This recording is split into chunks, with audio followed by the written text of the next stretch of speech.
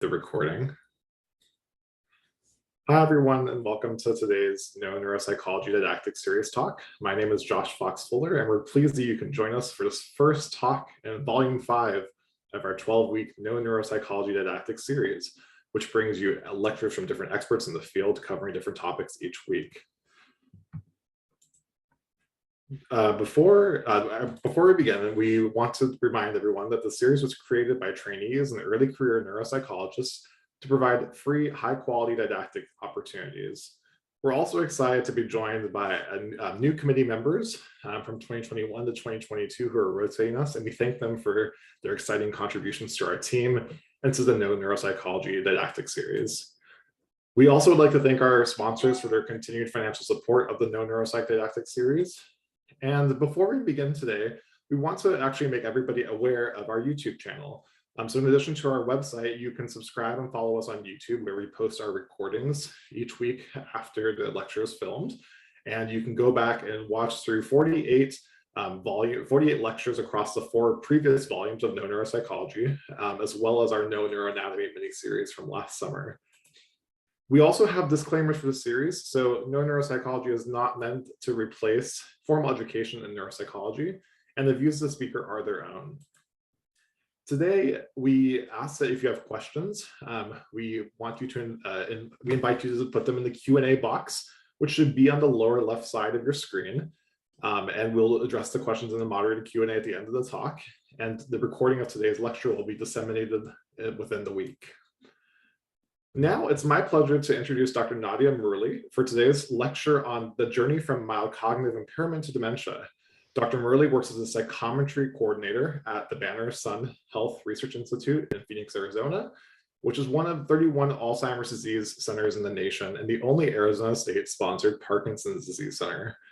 Prior to her doctoral education, she completed a bachelor's degree in psychology with a minor in health sciences at the University of Central Florida and a master's degree in general psychology at the University of West Florida.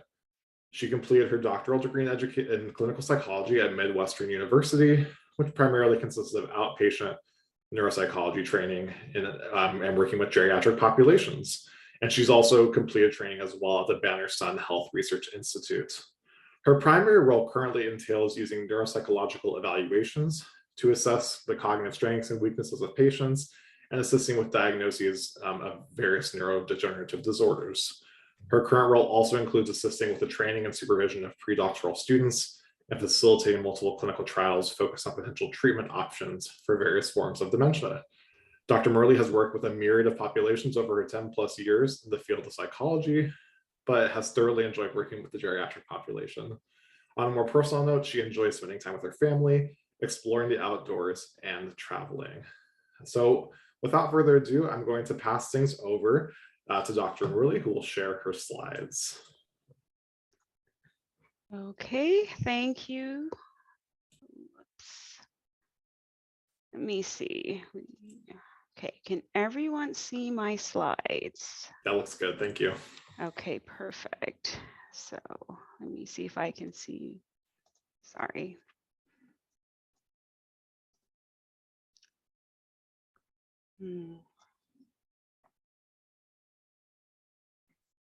Okay, there we go. Just had to move some things out of the way. All right, Josh, can you see my slides now and my cursor moving around? Yep, you're all good. Yep, okay, your perfect. cursor's there. Yep. Okay, so thank you for the intro, Josh. I really appreciate the opportunity to present today. Thank you so much for having me. Today, we will discuss the journey from MCI, which is mild cognitive impairment, to dementia. We're gonna look at assessing impairment across the spectrum. So our objectives today are to look at statistics for the geriatric population. We're going to identify the neurocognitive domains as stated in the DSM-5, and we're going to look at the criteria for MCI as well as the progression, and just talk about the criteria for neurocognitive disorders overall.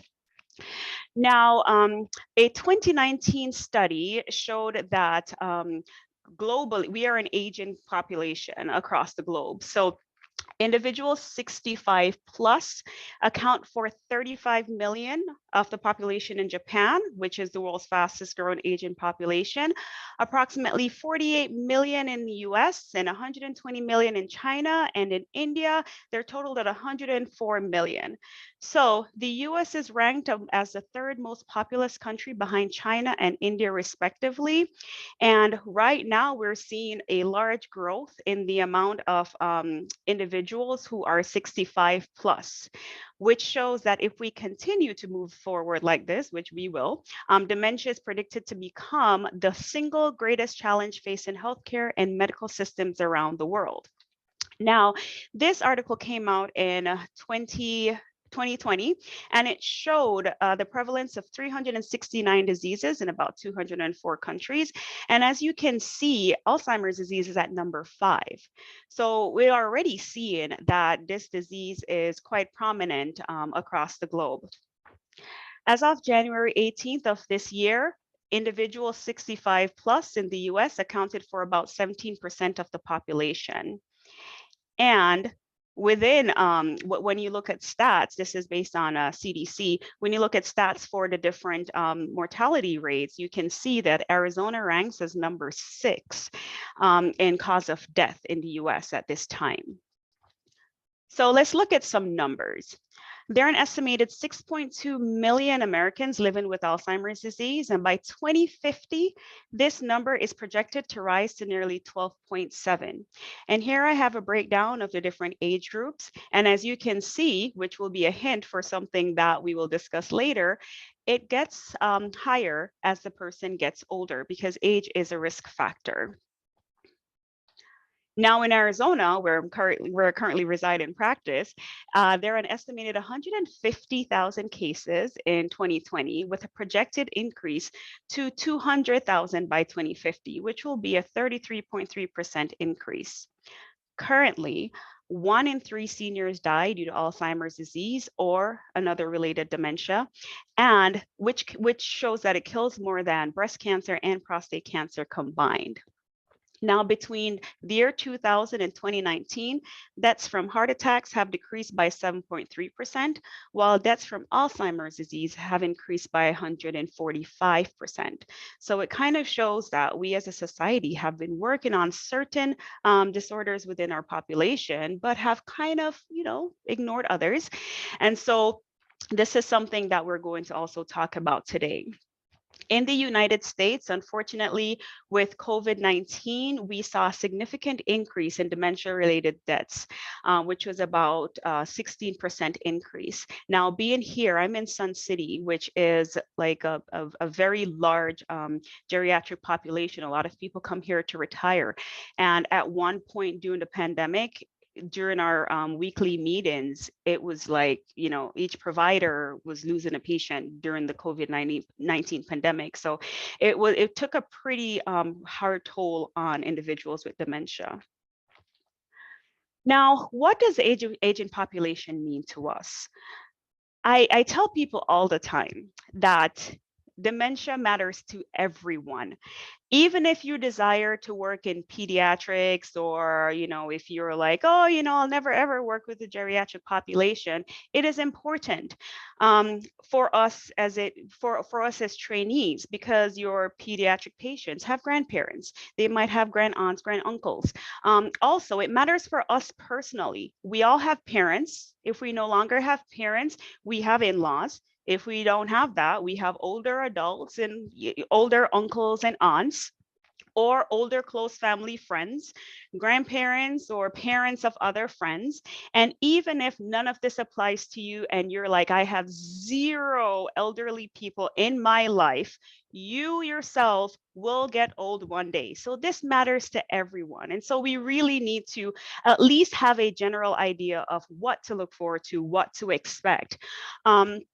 In the 2020, and another thing to note too is, while I was looking up statistics for this presentation, I saw an article that showed that 1 in 6 adults age 65 plus will be childless, and we are childless. I apologize. And we see that here, where individuals come in for care and they don't have, adult children to assist with care. So who are they going to rely on? They're going to rely on staff. They're going to rely on individuals like you who are providing care to them.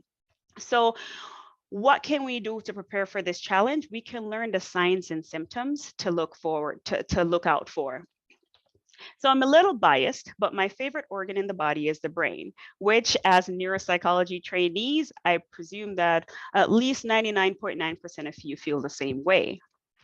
We're going to go back to the basics.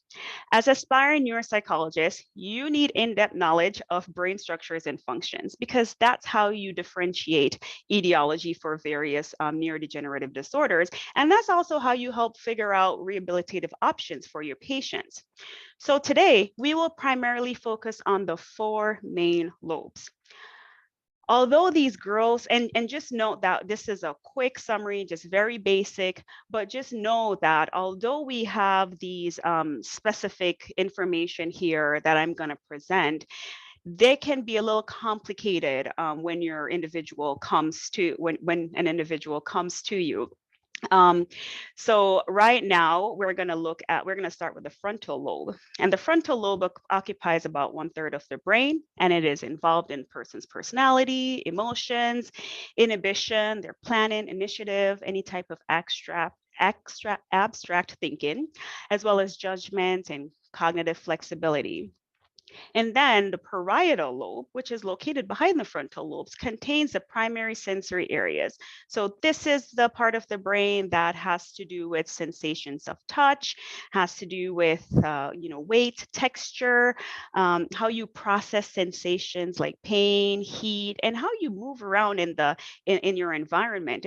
It's just interesting. We tend to not only I think the brain is the best organ in the body, but a lot of people ignore the amazing things that it does. Like even when you wake up in the middle of the night to use the restroom and you walk you're half asleep and you walk to the restroom, that is brain functioning, telling you, remembering the directions, how to get from your bed to the restroom, where are the lights, all of that. Well, actually, if you don't turn the lights on, how to do that in the dark. So these different things that the brain does is just amazing, and we don't really pay attention to it.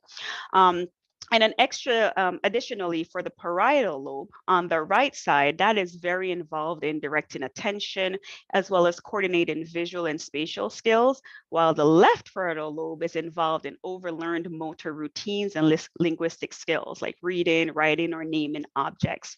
So we have this broad picture of the different lobes of the brain.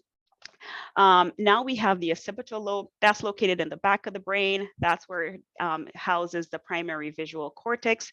It's very involved in sight, reading, and visual images. Again, so important for us, when we, again, something we take for granted, how we just open our eyes and immediately we can see and understand what we're visualizing around us.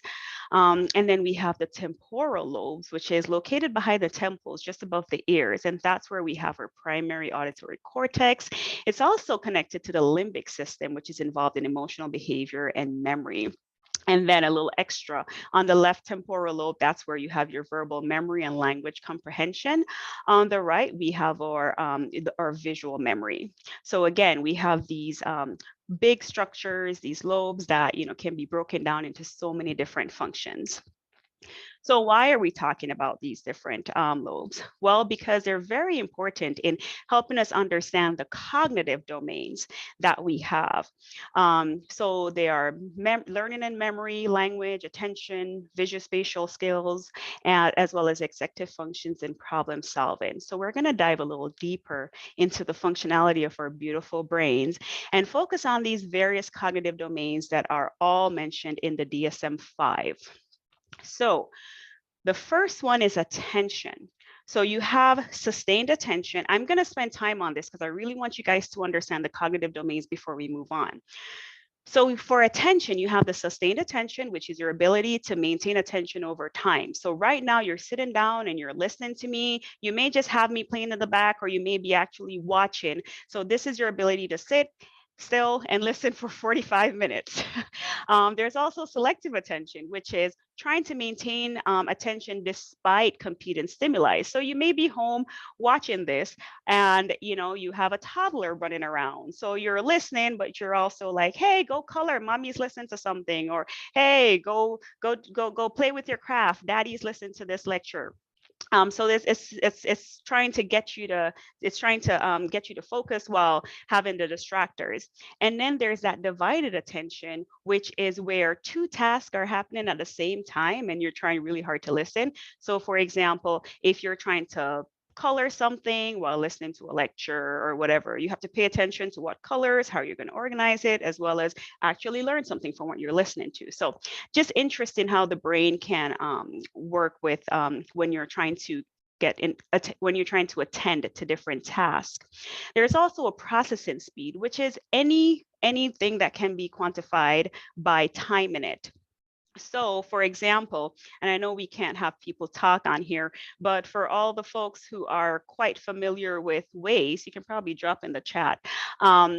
What are some of the things that are timed that we give to patients? Like, for example, the symbol search. So you may have someone look at the different numbers that lines up with the different marks, and then try to have them do that within the 2 minutes. So it's just whatever the person can attend to within a certain time and complete very quickly. Now, the next one we're going to talk about is language. And that is broken up into expressive language, grammar, syntax, as well as receptive language. Now, for expressive language, that's all about like confrontation, naming, and fluency. So one's ability to look at an object and identify it, which another thing we take for granted when we look at a Kleenex box and, we can say to someone, hey, can you pass me the Kleenex box so I can get one? Like if the person may have difficulty, saying, hey, they may say, hey, that thing, so I can blow my nose. So that's the importance of being able to look at something and identify it. Also fluency, which is, for example, naming animals. So being able to figure out the names of different things within a certain category. There's grammar and syntax. So that's your ability to use language correctly. Unfortunately, whenever there's a deficit in language, the person may omit or incorrectly use articles, prepositions, and auxiliary verbs. And then there's receptive language, which another thing we take for granted, the ability to listen to something, comprehend it, and then follow through. So one way you may see this is with praxis commands, when you ask the person to show me how you hammer a nail or something. So just being able to listen, understand, and follow through with the command. There is executive functions, which is your ability to plan, so complete a sequence, decision-making skills, work in memory, as well as feedback and error utilization, which is a person's ability to get the feedback and then gather the rules necessary to solve a problem. There's also overriding inhibition, so ignoring something that may seem easier for something that's more complex. And then mental or cognitive flexibility, which is the person's ability to shift between tasks. Now, depending on where you are in your current training, you will be able to listen to what I'm saying or read this and think of various measures that you use.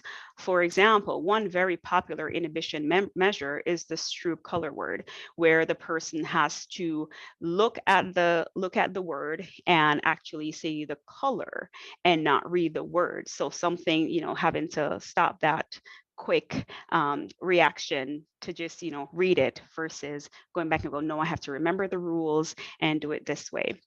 And again, another thing you may see with feedback error utilization be the Wisconsin, where the person is completing a sequence and the examiner is telling them right or wrong. And based on that feedback, they have to figure out, okay, what goes next?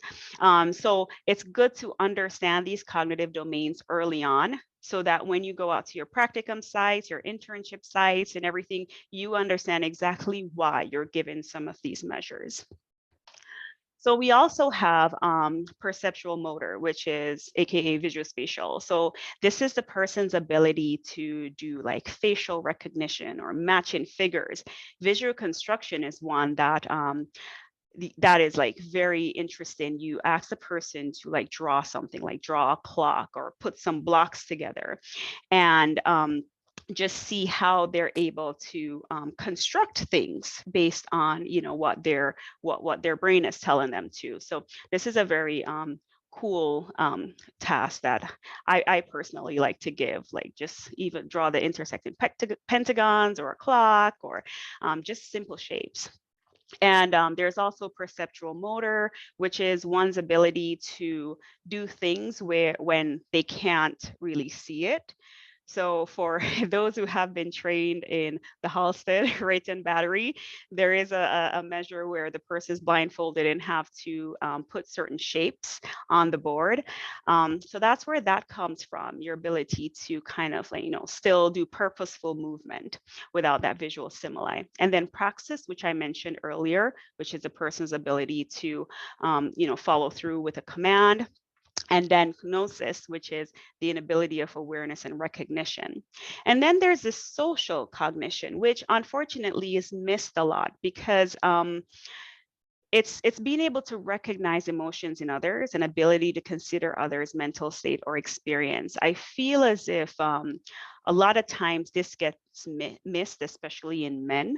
I will hear, you know, partners say, "Hey, you know, he just stopped being interested in things," or you know, his grandkid was sad and he just didn't seem to get that the grandkid was sad, didn't like respond appropriately. So ways to know this would be to, you know, maybe show them a picture and be like, why is this person sad? Or, you know, give them a scenario and be like, explain what's happening here. The other cognitive domain is learning and memory. And with learning and memory, you have the immediate memory span. So that's that instant recall of information, like, you know, an ability to repeat words or digits right away. Then you have recent memory, which assesses if new information was encoded. And the way we assess that is with free recall. So I might say, hey, tell me the words that I gave you, that I just read to you. Or I could say, well, you know what, I just read these words to you. One word, the category was a building. And then the person will need to remember if I said medical building, hospital, or school. And then there's recognition, where you would have medical building, hospital, school written down. Actually, you wouldn't have medical building and hospital. That's too close. I'm sorry, I'm looking at a medical building and a hospital. So I'm thinking that you would have different ones, like a church, a school, and a house or something like that. And then you would have the person try to recognize which one. Then you have the long-term memory, which is information recalled over a delay. Now, for this, you go further into different types of long-term memory. You have the semantic memory, which is your memory for facts. And for this one, I like to tell people, think semantic memory as cemented memory. That's been cemented in the brain. It should stay there. This person should be able to remember information like their birth date. They should be able to remember their full names, things like that, which have been cemented in the brain since they were young. There's autobiographical memory, which is your memory for personal events or individuals. There's your implicit memory, which is more procedural. So they like, as the saying goes, you know, it's just like riding a bike. You jump on a bike and you remember how to ride it. So basically is something that's task specific. So you learned how to do something a long time ago. When you're put back in that situation, you should be able to get back right on track within a few minutes. And then there's learning, which is conscious or unconscious learning of skills. Now, I like to focus on premorbid functions for a little bit. And premorbid functions is usually primarily based on education, one's occupation, and overall functioning prior to onset of symptoms. And for this one, I always tell folks to consider all factors. For example, if you meet an individual who had maybe 10 or 11 years of education, don't assume that this person will have, low cognitive abilities just because of that. Consider their history, consider what they attained after. They may have moved on after to get a GED, may have gone on and done some technical courses and got a certificate, and who knows, may have even moved on to be an entrepreneur and develop a business, and was the CEO of that business. And so that's something to really not get too bogged down on their education. Please think about their functioning. Another thing that I tell folks, because you have to think about the timing as well. A lot of individuals that I work with couples, the husband worked, the wife stayed at home. However, while the husband was doing his thing and, working and being the breadwinner, the housewife was at home managing the finances, managing the appointments, cooking, cleaning, just juggling everything. And so many times when I'm talking to wives, they'll be like, oh, I was just a housewife. And I like, hold up, wait, you were not just a housewife. And I go on for like 5 minutes. I'm like, you took care of the kids, you took care of the finances, you cooked all the meals, you planned all the vacations, you were the executive assistant in your home. You were the CEO in your home, actually. And so you do get credit for that. So consider those things as well. And then there are cognitive measures that we use for premorbid functioning. A lot of that is, primarily, the ones we primarily use are wordless. There's also vocab and information on the waist. So just something to keep in mind about premorbid functioning. Now that I've explained all that, let's move on to cognitive changes. I am going to, okay. So I am very thankful to my awesome colleague, Dr. Brianna J. Amon, who is a neuropsychologist here, for coming up with this wonderful graphic that we use with our patients. When you think of memory and thinking skills, you need to think about it on a spectrum, from normal age-related decline all the way to dementia.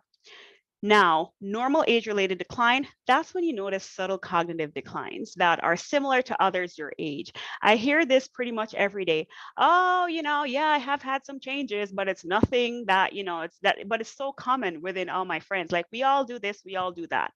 So this is something that's similar to their age-related change, age-related pairs, and there's no change in their simple or complex daily activities. So they're still being able to take care of all their, personal hygiene. They're still able to take care of complex household things like paying their bills, managing their medications, managing appointments. All these things they're able to effectively function with. But then you have mild cognitive impairment. And that's when the impairment goes a little beyond expected for normal aging. That's when I start hearing, oh, some of my friends are a little worried because, sometimes I forget to show up for bridge, or, I may miss my medications and they may notice. We, on a side note, so we are a memory and movement disorder clinic. And so sometimes if the person is not taking their medications effectively for Parkinson's disease, then it is noticeable. And so, a friend may be like, hey, did you take your medication when you were supposed to? Because you're kind of freezing right now, or something like that. So others start noticing and start mentioning it.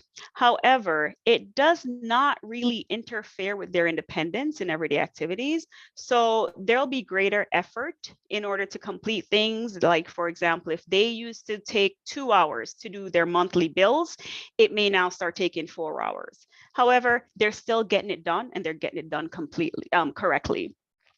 Now, there's this greater effort as well as compensatory strategies that are required. Like, instead of just having the appointment, instead of just remembering their appointments, because some people are amazing like that, they now have to write it on a calendar, or they may struggle with writing it on the calendar. So they have to do calendar as well as their phone. So, you just start seeing more effort put in. And then dementia, that's when you start seeing impairment in one or more areas that are beyond normal aging. So you start having interference with things like paying your bills or managing your medications. So normal age-related decline around midlife, everyone around mid-century, I should say, everyone started experiencing cognitive changes. So there's slower processing, decreased ability to multitask, you're more easily distracted, reduced recall, and that tip of the tongue, it's always, man, it's right there, it's right there. It's on the tip of my tongue, I can't. That becomes more common. And a lot of these things can be impacted by health conditions, medications, as well as life stressors.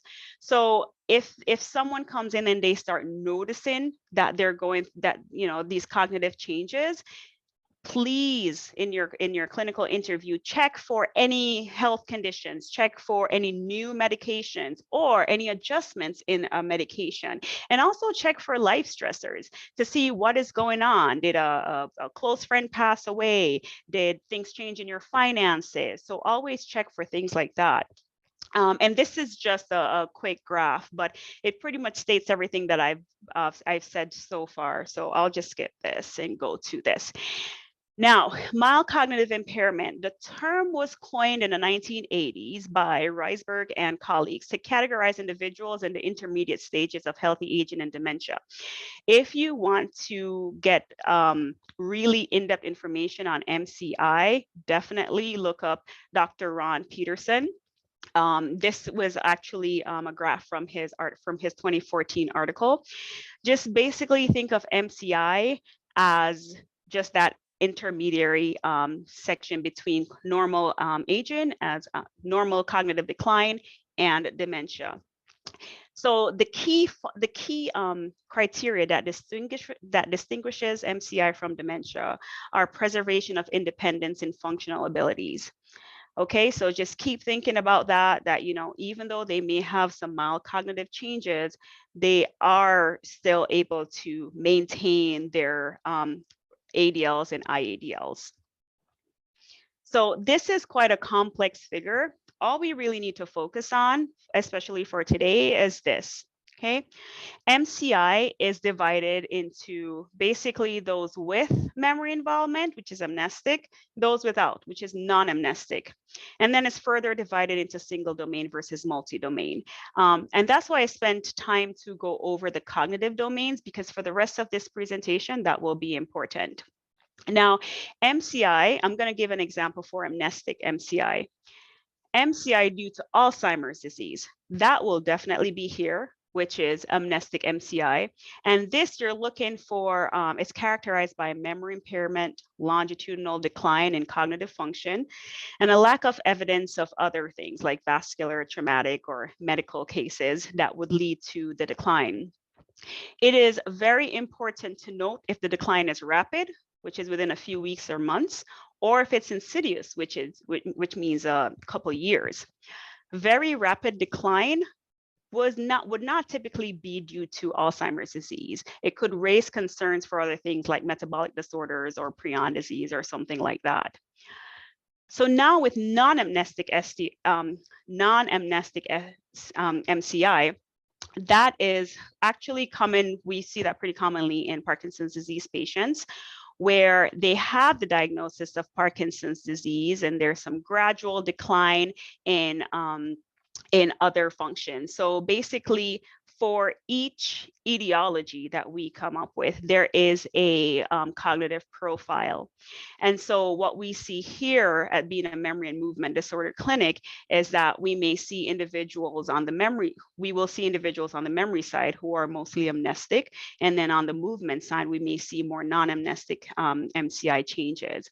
The most common type of PD-MCI that we see is non-amnestic single domain impairment. Okay, I'm trying to keep a check of the time as well. So risk factors for MCI include age. As you get a little older, unfortunately, age is a risk factor for dementia. It's also for MCI.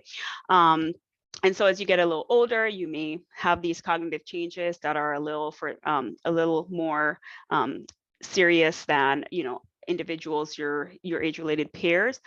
Something to point out, though, is that dementia is not a normal part of aging. So even though age is a risk factor, it does not mean if you live to see 100 that you will have dementia. Dementia, keep in mind, is a neurodegenerative process, and it is a disease process, which is not normal. Another thing that's noted in the literature is that there's a gender difference, so mostly males. Lower educational level is also associated with increased risk. There's also the ApoE status if you have that genotype. Neuropsychiatric symptoms, particularly depression, are also risk factors. Then there's vitamin D deficiency, which unfortunately a lot of us seem to face, even here in sunny Arizona, because we don't go outside, we don't go in the sun, and we don't take our vitamin D supplements. So that is something as well. Sleep disordered breathing is one, and I will talk some more about that one a little later on. Environmental factors as well as physical activity. So living a sedentary lifestyle can also be a risk factor for MCI.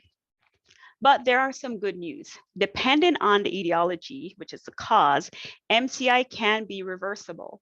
And this is more likely to occur if you're younger, if you have a higher level of education, or higher baseline cognitive function. The reason why I wrote both is because I want you to think of the example I gave earlier. Just because someone may have a lower level of education does not automatically mean that they belong in a lower cognitive level.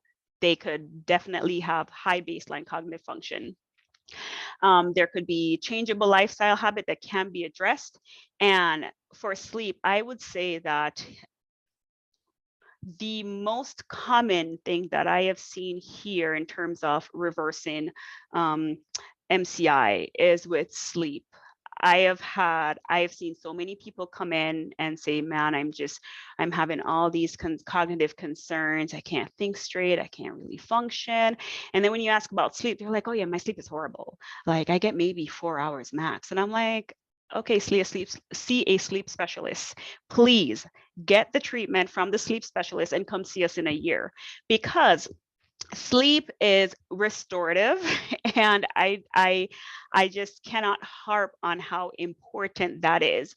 In fact, I was listening to a presentation by one of our banner doctors, Dr. Joyce Lee, and she pretty much was talking about pacemakers, and like there's a pacemaker, I'm sorry, not pacemakers, but there's a pacemaker type device that they can put in now that can help with sleep. So right now you have a lot of options. You have a CPAP machine, which people don't typically like, but if you don't want that, you can have like an oral device or this new device. I don't remember a ton about it, but it is out there. So if individuals come in and they're like, man, I'm having these concerns and it's mild, and you talk about their sleep and they're having these issues, please send them to be seen by a sleep specialist. Also, if you have single domain non-amnestic MCI, that's also a little helpful in terms of MCI being more reversible. Now, currently there are no FDA approved medications for MCI. However, there's some support for non-pharmaceutical interventions. So these include cognitive training, physical exercise, as well as use of compensatory tools. So now we'll move on to Alzheimer's disease and related dementias. So what is dementia? Well, here's the technical definition. It is decline and progressive worsening of one or more cognitive functions. So again, the domains we talked about earlier: memory, attention, language, visuospatial, and or comportment, which could be your characteristic personality traits, insight, judgment, social cognition, from a prior customary level of functioning to the point where usual activities of daily living are negatively affected. And this is caused by irreversible brain disease. So this was from the Alzheimer's website, but basically dementia is the umbrella term for loss of memory and other thinking abilities that's severe enough to interfere with your daily life. Now, the DSM focuses on these etiologies, and they go further by saying it could be with or without behavioral disturbance, and you can also categorize them as mild, moderate, or severe. So as you can see here, there are a lot of different causes. There's Alzheimer's disease, there's frontotemporal lobar degeneration, Lewy body disease, vascular, and it goes on. And one thing to note is that for quite a few of these, well, not quite a few of these, but in more recent research that's coming out, they're showing that a lot of what we're seeing is not pure Alzheimer's disease. It's a mix of Alzheimer's and something else. And of course, we just continue to do our part by getting people involved in clinical trials and just get more data so that we can better understand this. But basically what you're looking at is that basically right now we have mostly Alzheimer's disease, then you have Lewy bodies and vascular dementia, frontotemporal, and then others. And yeah, it's right now it's a little muddy, but we're hoping to continue to tease things apart with further research.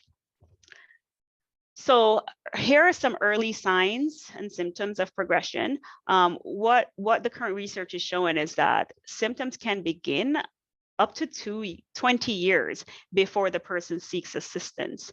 And what you may hear is, oh, you know, this person has been repeating questions and statements for the last 10 years, or they started getting lost like, 2-3 years ago, or, we started noticing this personality change a few years ago and it just gradually got worse. So these different signs, they might be really subtle at first and then gradually just get worse as the disease process progresses.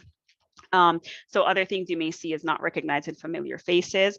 And this may start out with, just not recognizing a friend from long ago. Then it could be a friend that they met, a couple years ago. Then it starts gradually becoming they're not recognizing family members, and these are like extended family members, like a long lost cousin or something, and then eventually to not recognizing family members. One thing I must note is that and this is just personally what I've seen, is that typically patients, even in end stage dementia, don't forget their spouses. So that's always heartwarming. Like they may really do poorly on every evaluation and just ask you your name 10 times in the 5 minutes that you're with them and just not seem to know anything that's going on, and then you bring them to their spouse and they just light up and call their name, and it's just like, so it's just so sweet to see that they still remember their spouses. You may also see well-formed visual hallucination, psychosis, and something that people may not think of is difficulty with balance or walking, which could lead to frequent falls. Now, according to the National Institute of Aging and Alzheimer's Association work group, which they published in 2011, dementia should be diagnosed when there are cognitive and or behavioral symptoms that interfere, as I mentioned, with regular daily function, cannot be explained by delirium or other psychiatric disorders. And you want to really look for at least two of the following, which is impaired ability to acquire or remember new information, impaired reasoning and handling of complex tasks, as well as poor judgment. We do ask about scamming a lot because sometimes, not sometimes, but unfortunately, especially in the Sun City area, a lot of individuals have been scammed because of poor judgment. Impaired visuospatial abilities, so just difficulty navigating. You may see language changes as well as changes in personality, behavior, or comportment. This was updated in 2018 by Jack Jr. and colleagues, and they proposed the inclusion of biomarkers in order to diagnose in vivo rather than postmortem examination. Now, it is still the gold standard to diagnose at autopsy, but because we are a research facility, we are able to see this happening now. Like we're able to, see how the different, like we have the clinical practice and then we have the research studies, and we're able to see that mix, which is really, really cool. And that's why I have down here that it is not fully recommended for use in clinical settings, because if you work in a private practice setting where it is where you don't really have that research piece, then it's going to be a lot harder for you to include the biomarkers. Whereas where we are, we have that research piece. So we're able to do the spinal taps and do all these different imaging, neuroimaging, and that is able to help guide us in terms of our classification. And here is also the DSM-5 criteria for major neurocognitive disorders due to AD. This is basically a repetition of what I've mentioned before. So it is, on previous slides.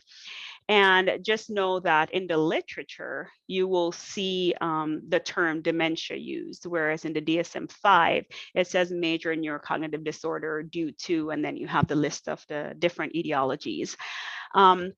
Just keep in mind that for AD, it is progressive cognitive decline in 2 or more cognitive domains in the absence of disturbance of consciousness or medical, neurological, or psychiatric condition that could account for the cognitive decline. So this is all said in a nutshell. And as neuropsych students, you should all have your DSM-5s, so you can look it up as well. So that's criteria for major neurocognitive disorder, and that's for mild neurocognitive disorder. Now, I would like to thank the pathology lab for these pictures. Here at BSRI, we have been collecting brain samples since the 1980s. And so we have a ton of pictures and samples. In fact, when I did this in the community, I would bring brain samples because, it's just so cool to visualize how this works. So here we have, on the first slide, we have amyloid beta plaques and neurofibrillary tangles. And this is just from least magnified to most magnified. And I added this one because I thought this one was cool. So the entorhinal, this section is the interior of the rhinal sulcus. It is located in the anterior part of the hippocampal gyrus. And so it kind of looks like, to me, like a little rhino. So it helps you to remember it. Examination of brain tissue at autopsy shows accumulation of amyloid plaques and neurofibrillary tangles. And you can also start seeing cell loss originated in this area, which is the hippocampus of the temporal lobe. And I'm watching the time, so we have time for questions and answers. The next one I'll jump to is Parkinson's disease. As you can see today, I only focused on Alzheimer's disease and Parkinson's disease. But as you see, there was a list of different etiologies. I just figured these were pretty popular and a little easier to explain within this short time frame that I have. So Parkinson's disease dementia is just a steady progression from MCI due to Parkinson's disease. It is, an insidious decline of cognitive abilities. And Parkinson's disease and dementia with Lewy bodies, they share many pathological and clinical features. So I really wanted to point it out. With Parkinson's disease dementia, that's when dementia occurs after the established PD diagnosis. So think about it as Parkinson's disease with dementia. And then with dementia with Lewy bodies, the dementia occurs within a year prior to notable motor symptoms or Parkinsonism. And so just think of that as dementia with Lewy bodies. So that I wanted to point that out because unfortunately we get a lot of individuals who are misdiagnosed. We have like one of the best folks here, Dr. Sprecher, who deals with movement disorders. And this is something that he's like, man, if more people could tease that out, there wouldn't be misdiagnosing these patients who come to me for a third opinion. So just something to keep in mind. Look at the timeline for when the cognitive as well as the motor issues started. And unfortunately, PD and DLB frequently coexist with Alzheimer's disease. So as I mentioned earlier, unfortunately, it's not pure. We're not seeing a lot of pure AD. We're just seeing a lot of mixture. So risk factors: older age, severe Parkinsonism, presence of hallucinations. Some things you may see is apathy, change in personality, some neuropsychiatric concerns like depression and anxiety. As well as excessive daytime sleepiness, etc. So what are future directions? We are we are trying to get as much information as we can, as I mentioned before. The Alzheimer's research movement started in the 1970s, and currently the field of aging and dementia is progressing rapidly. And we are trying our hardest to have these clinical characterizations in the earlier stages so that we can do more. It's kind of the same across when you think about when you think about any disease process. It's like when when people started realizing that cancer, started realizing the dangers of cancer or other things, like they started, taking out information, then doing research, and now they have all these different tools to assist when someone has cancer, depending on the type, of course. And so now we're trying to do the same in terms of dementia research. A lot of folks come to us when it is moderate to late stage. And so we're trying to get people much earlier so that we can start implementing certain things. As I mentioned earlier with MCI, there are some studies that show that there are some non-pharmacological things that can be tried in order to reduce a person's not reduce, but slow down a person's progression. So we're trying to that's the new direction, is trying to get folks earlier. So this was a whirlwind. I spoke really quickly and I covered a lot, but if you are interested in learning more, we just completed this symposium, and we have some amazing speakers. Here is the website you can go to. We just did it in, I think, 2 weeks ago, and it will only be available until May 14th of this year. So please jot down this website, go and watch it. You have until May 15th to watch it. Another thing I would recommend is, if you are really like, man, I really want to learn more about dementia, try the Harvard Dementia Conference. I've been to the last two, yes. And it's just amazing. Pretty much all the authors that you will see in these dementia articles are doing presentations. And it's like drinking out of a water hose, but it is just awesome. There's also Dementia Untangled, which is a podcast that is done by Banner Research. You can totally listen to this on your commute to and from work if you want to learn more. And as I said, even if you have no interest in working with the geriatric population, you have family, you have friends, this is important to learn about. If perchance you have patients that are coming in and you want additional resources, try the NIA, National Institute on Aging. They have publications you can order for free that you can have in your office, that you can distribute. Also, I strongly recommend people sign up for clinical trials. You can go to Us Against Alzheimer's, their website, and all you have to do is put in your zip code and see if there is an ADRD site close by, so that you can go and be involved in different clinical trials. So resources are out there for you as well as your patients, so please take advantage of it. And that's it. Any questions? Great, thank you so much for this talk. I feel like it's an excellent way for us to start our Back to the Basics series with the Back to the Basics about dementia, which or MCI to dementia, which is a growing etiological concern as we have the baby boomers and everyone start to age, and the younger generations too. And I think you really set us up well for all talks across the lifespan. So I have a few questions here from the chat or from the Q&A box, which we can get through in the next few minutes before the top of the hour. So one question we had was if you have any sort of recommendations for doing brief neuropsychological or cognitive evaluations in medical hospital settings, in particular tests that might provide some diagnostic information about differentiating MCI from dementia, or ones that might signal for follow-up for further neuropsychological evaluation. Absolutely. So first of all, but first of all, think about your clinical interview. That is where you can get a lot of information in terms of the person's functioning. So see if they're struggling with doing basic or complex ADLs. Second, there is MMSE and the MOCA. You can use that. There's a mini cog. I just actually in this recent symposium found out that we now have an abbreviated MOCA, a mini MOCA that you can use. So I understand that in hospitals, there are time restraints. And so these measures can be pretty quick to administer, and then get as many pointed questions about their functional abilities as possible. And that should kind of help you to figure out if they should move forward onto getting a full neuropsych evaluation. Also, keep in mind, if they're in the hospital, make sure that when you're evaluating them, that whatever metabolic situations, if they came in for a UTI or any brain trauma, everything like that, make sure that they have time, their brain has time to recover from that before assessing them and then stating that, you know, that there is a decline when their brain is just needing time to regroup.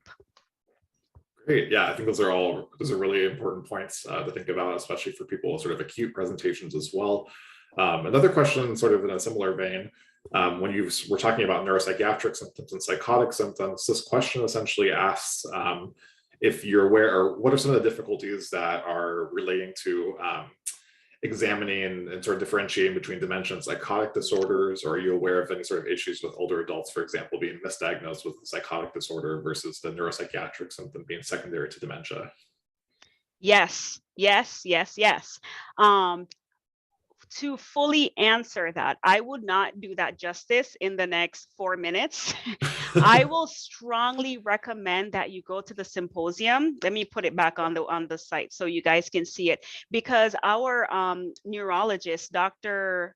Danielle Goldfarb, she's double boarded in psychiatry and neurology, and she did an excellent presentation on neuropsychiatric symptoms in ADRDs. Like, it is, yes to your question, we see that often, misdiagnosis, and she broke it down really well. So if you get the chance, check out this this presentation.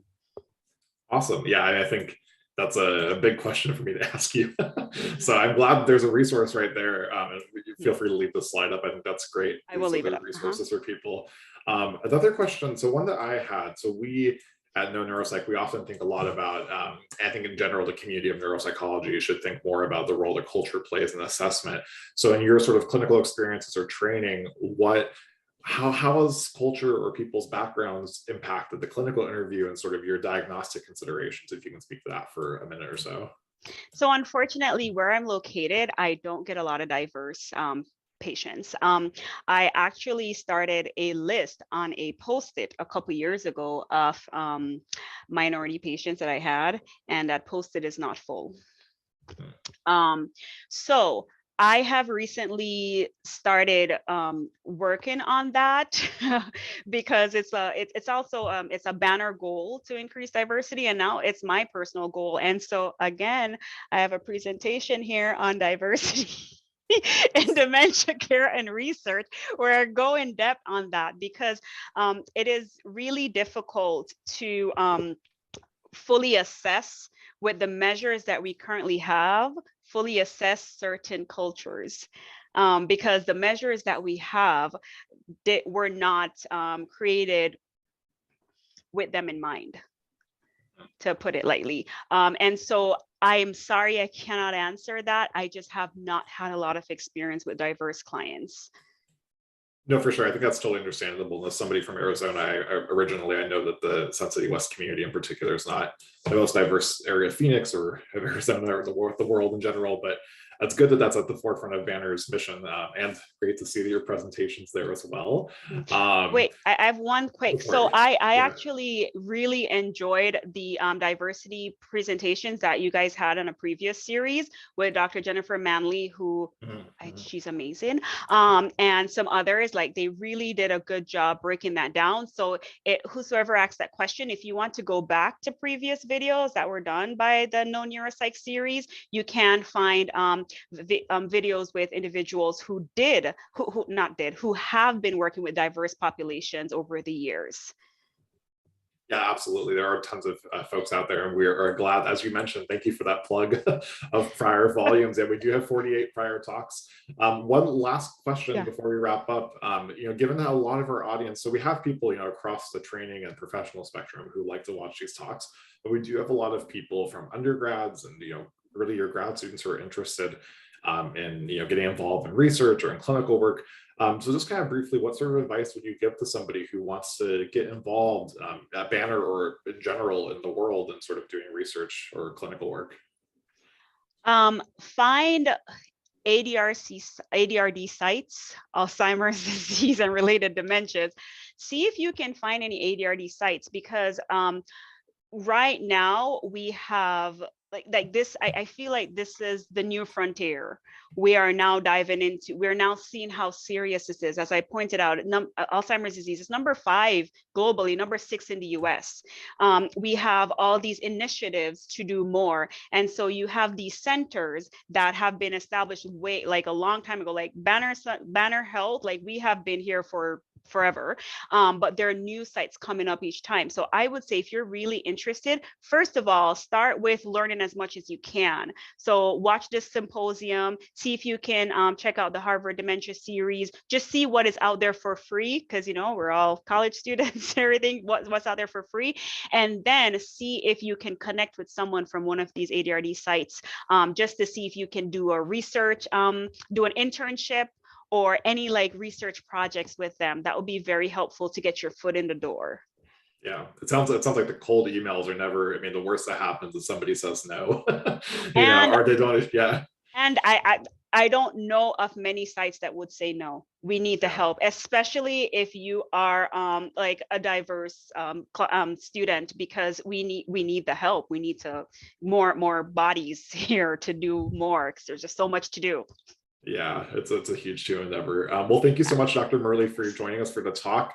Just really quickly, I want to plug that next week we're going to have our second talk in our series by Dr. Elaine Mahoney, who will be talking about strokes. We're going to cover pediatric to adult or lifespan topics this whole series. But the strokes will be a very relevant follow-up for mixed dementia as well. Yes. So we'll talk about stroke basics at 12 o'clock noon Eastern Standard Time on Monday, March 7th. So thank you so much, Dr. Murley, for joining Thank us. you. And we're going to end the recording, and have a good day. Bye, All right, everyone. you too.